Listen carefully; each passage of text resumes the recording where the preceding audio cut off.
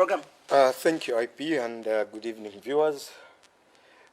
It is quite interesting that, first of all, I received that news with shock because it just goes to show how personal Parliament has become. It is on record. We've had honorable members like Kasauta, for example, used an F word in the House. No punishment. We've heard words from the presiding officer, funding, which is more heavy than the word pubic. It's parliamentary. The word funding is parliamentary. Pubic is unparliamentary.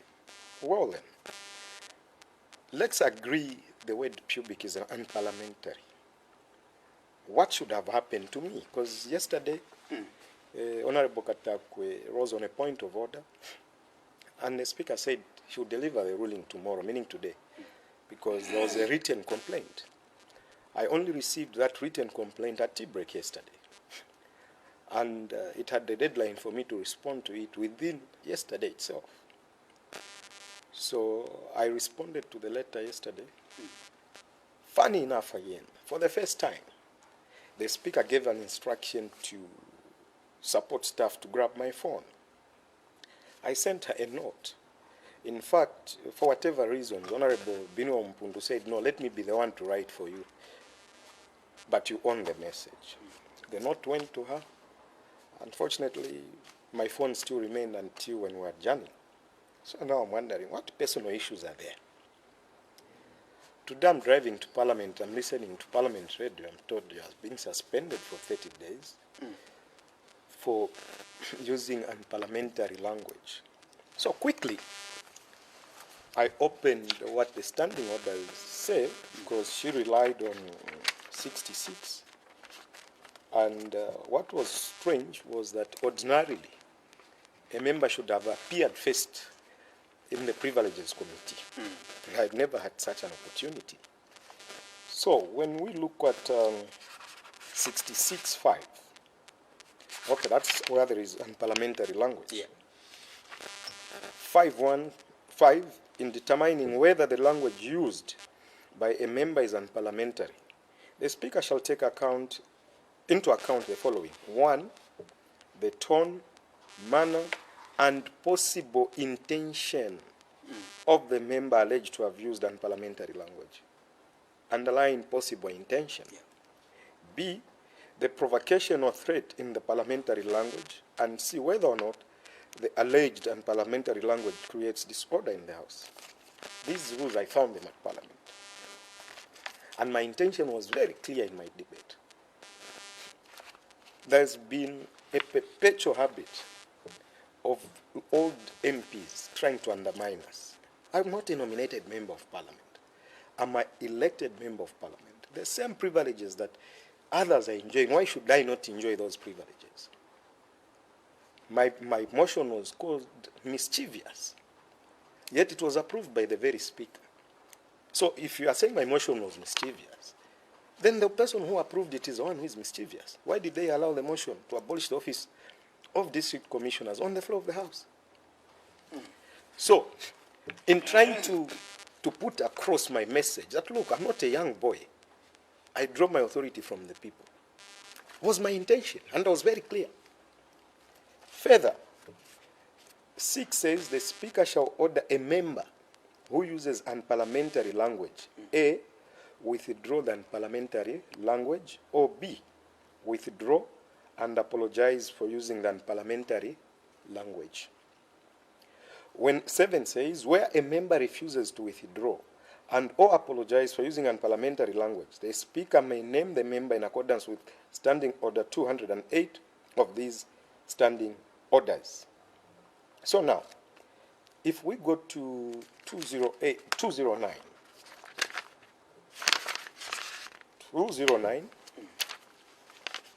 duration of suspension of members named. If a member is named under the Standing Order 208, the suspension period shall be as follows. On the first occasion, for 7 sitting days, excluding the day of suspension. Remember, for me, even my first suspension was not even followed in these standing orders. It was more than 7 days. 2, second occasion, 14 days. Third, 30 sitting days. Assuming I didn't complain with the first suspension because at least some form of procedure was followed. Why is she so tough on me when she has kept the insults that were thrown at Honorable Kapianga under the carpet? Why is the impartiality? Because I was not asked to withdraw. I was not asked to apologize. I was never heard. Then she says suspended for 30 days. Where is the hate coming from? Number 2, which people must try to understand, is I'm a youth. No one will take away that fact from me. Expecting my conduct to be that of a 66-year-old person is impossible. Our hormones work differently. There'll be time when I also behave like I'm 66. So, yesterday you grabbed my phone. Whether my phone was bagged, I wouldn't know. But to be very honest, the first MP whose phone was grabbed, and my phone was not even ringing. I don't know how I was interrupting someone's debate because my 2 neighbors were not even in the house.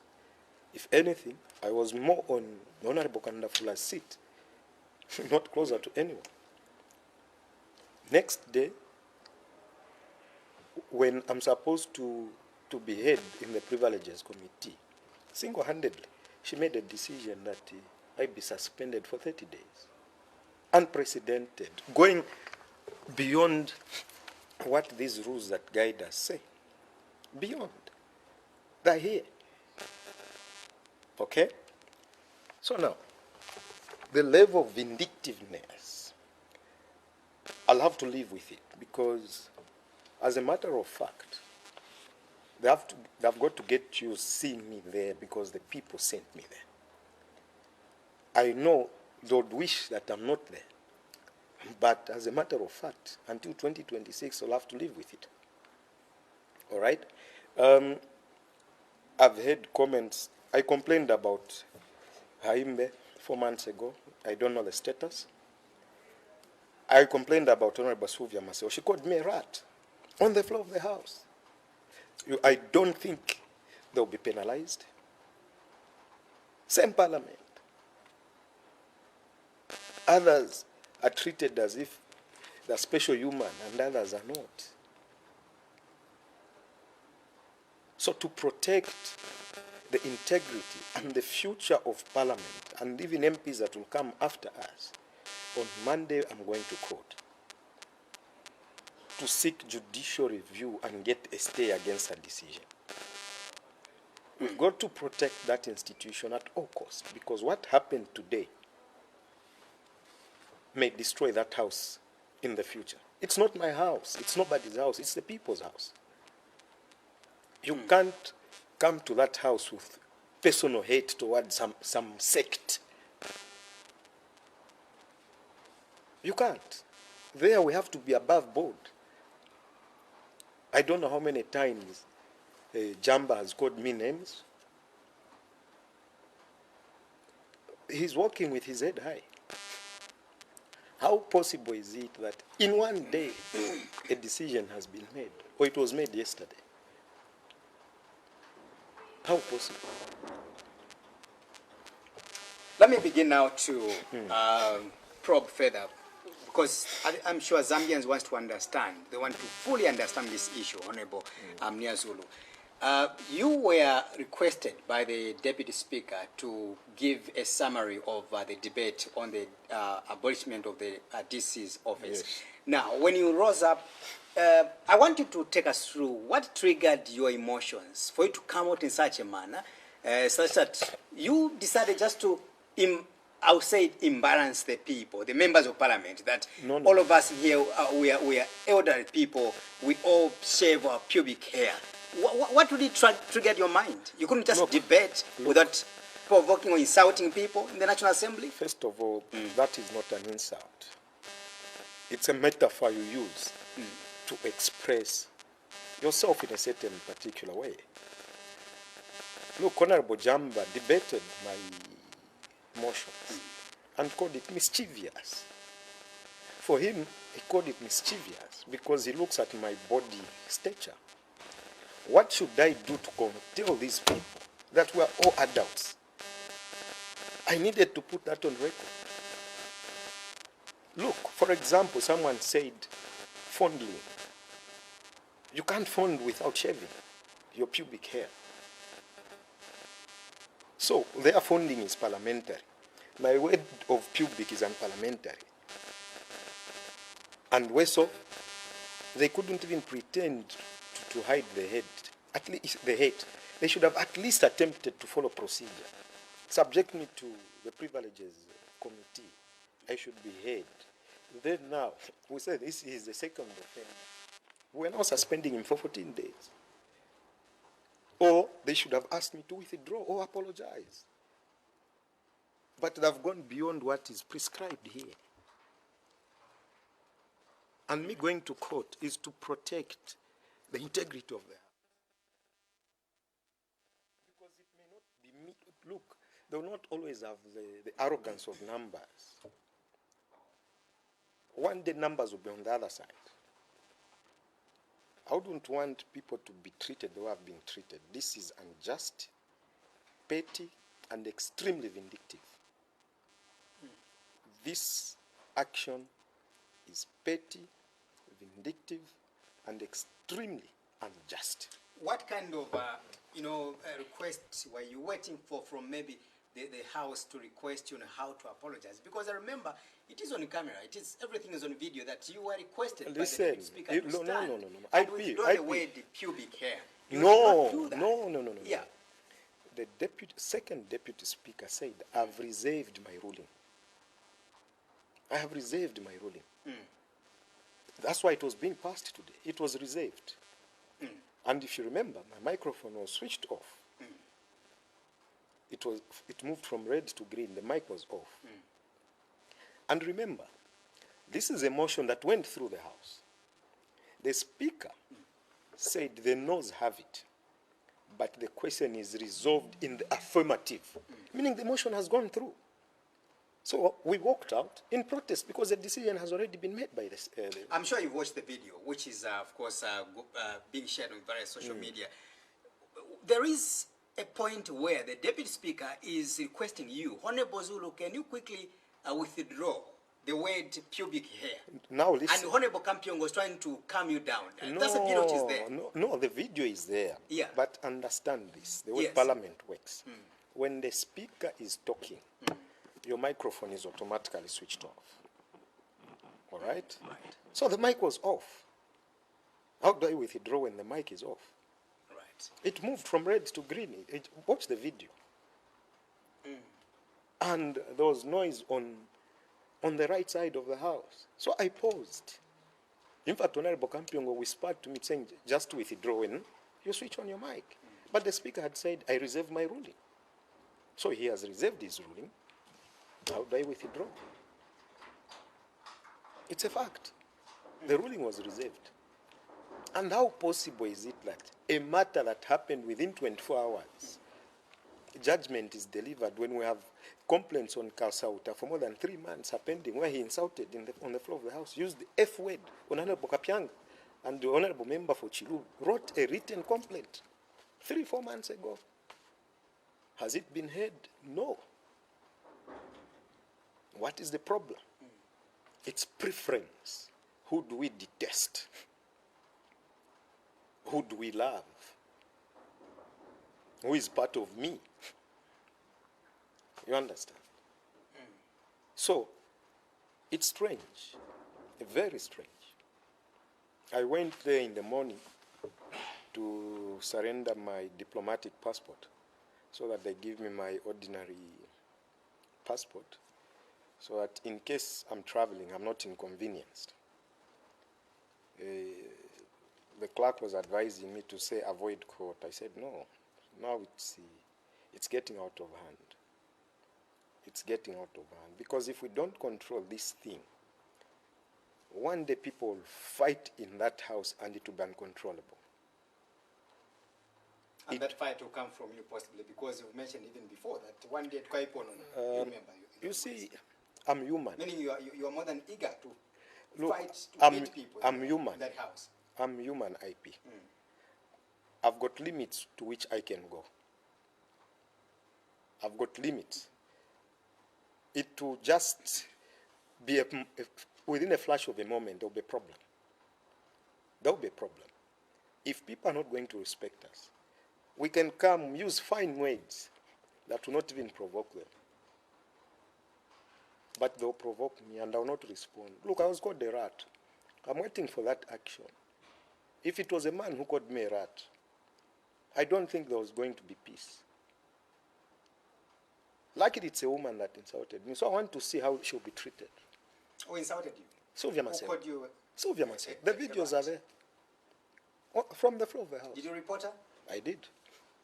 I hope she will also she will receive, my report will also receive action. They will have been penalized today within 48 hours. When Honorable Sylvia Masebo allegedly called you a rat, why didn't you rise on a point of order to put on record and maybe request the presiding officer to quickly maybe intervene, like you are alleging or you are complaining? Look, I only watched the video clip in the night when we had already adjourned. So our rules are that when the matter happened yesterday, you can't raise on a point of order, but you can put it in writing, which I did. Right. That's what I did. In fact, Honorable Jamba stood on a point of order without citing which standing orders I breached. Instead, they relied on another member who wrote in a written complaint. I've written 2 complaint letters. You can imagine, Honorable Imba is a member of the Privileges Committee, and I'm complaining against him. What feedback will I have?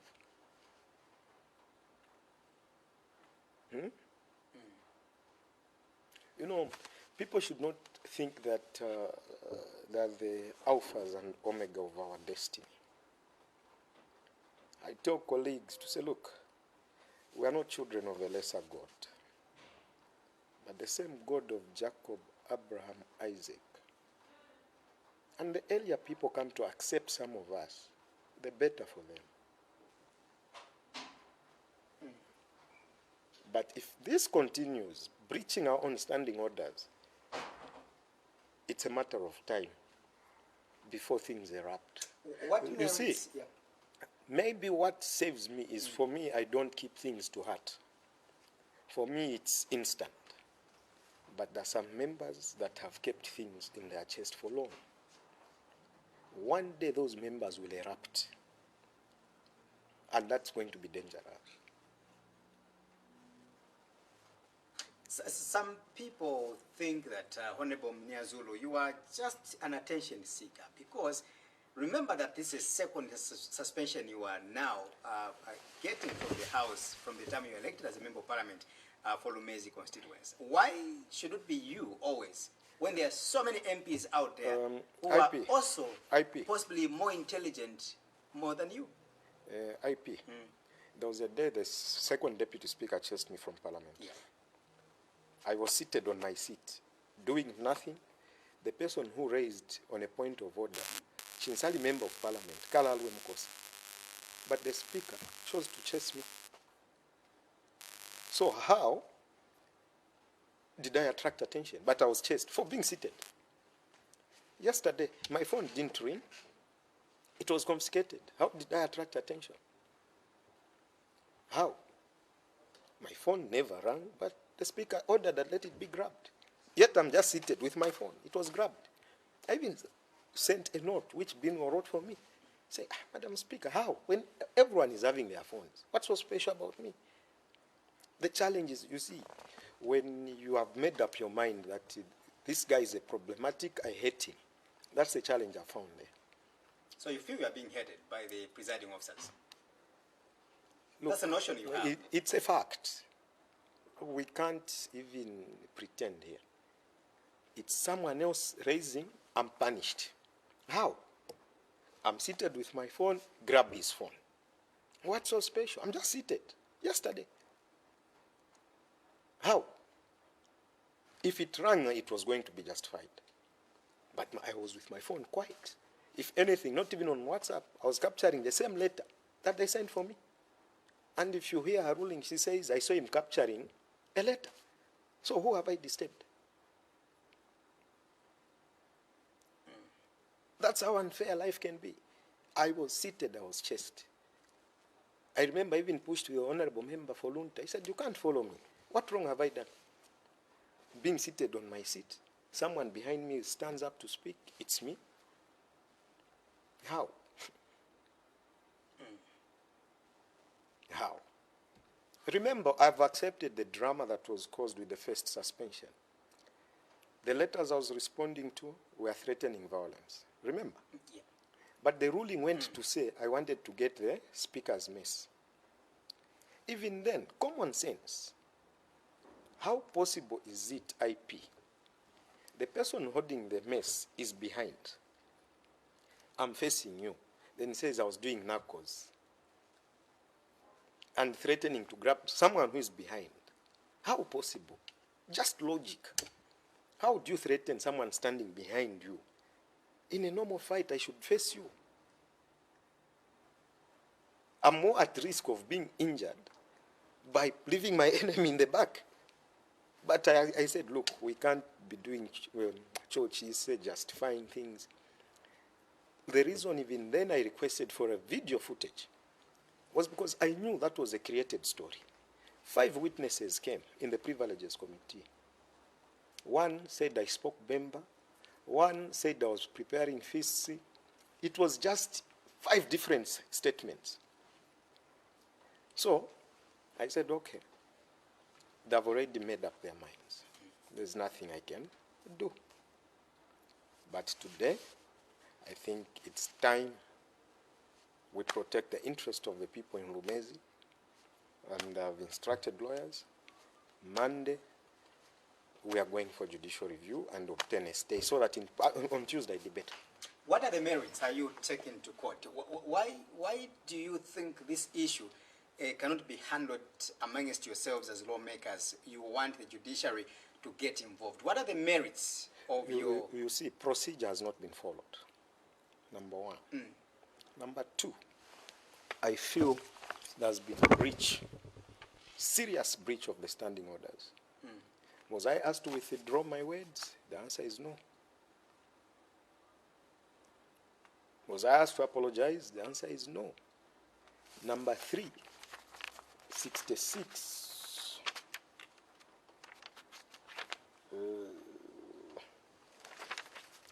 I refer you to 66.5. In determining whether the language used by a member is unparliamentary, the speaker shall take into account the following. A, the tone, manner, and possible intention of the member alleged to have used unparliamentary language. What was my tone? What message was I putting across? I'm not a young man. I'm not what you call me. Because for how long will we be called all sorts of names? Because others are 50 years, others are 60, 70. Why? The way they were elected is the way I was elected. And as a matter of fact, some of these senior members, I won with more votes than them. I know of MPs that won with 50 votes, 200 votes. I'm in thousands. So some respect is important. And respect is both sides. You don't expect me to, you insult me, then me I should be saying, thank you, IP, for your insults. No, let's have some decency. But again, 2 wrongs doesn't make a right. But for how long? So wisdom is always cardinal. One should be magnanimous enough to correct a wrong, which has been done by the other partner. I'll tell you something. The old guys do not want to see young people succeed. There are very few old men and women that love to see young people succeed. And the reason why most of these leaders suppress young people is not to see them rise. So we'll also respect them to a certain level. But when we see they're suppressing us, we are human. It's blood that flows in here. It's not that my heart is made out of diamond, that you can drill using a diamond. So it's quite interesting. Imagine if you were given maybe 7 days suspension, 14 days suspension. Look, which is among the 3 options we have here. Were you going to accept? No. The procedure has been breached. I should have appeared under the Privileges Committee. The procedure has been breached. Or everyone, when you are written to, you respond. And strange but true, normally you are given maybe 1 week to respond to their letters. For me, I was given less than 2 hours to respond. As a matter of fact, after I did, I responded. And in my letter, I was very clear. Pubic hair is not an insult. It's hair that grows on the genitals. It's an anomic weight. So where is the insult? Which is not suitable to be used in the parliament. It's not But suitable, funding and is, that's why you've so been, funding that's why is, you've been punished. Funding is suitable. Who used that word? In parliament it was used, it's on record. By who? I don't know, but it was used. So the standing orders, for me, it's a breach. For other members, it's not a breach. How?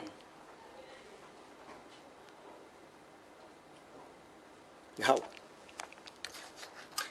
It's close to 24 or 48 hours from the time when this confusion or this fracas happened.